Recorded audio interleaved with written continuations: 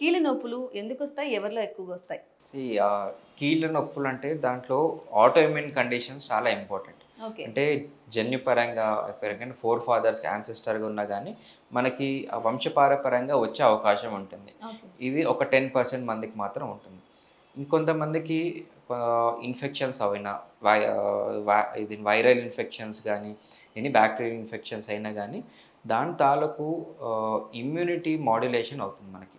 Okay. So, autoimmune కండిషన్‌ని trigger చేస్తుంది. Hmm. So, వీటి వల్ల జాయింట్‌లో దాడి జరగడం, ఆటో ఇమ్యూన్ కండిషన్స్ అయ్యే అవకాశం ఉంటుంది.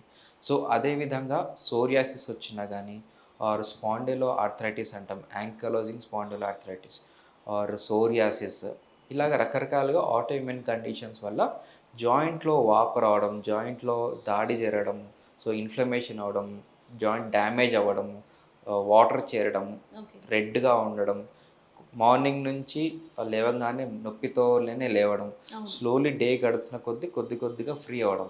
ఇది టిపికల్ ఆర్థరైటిస్ యొక్క లక్షణాలు.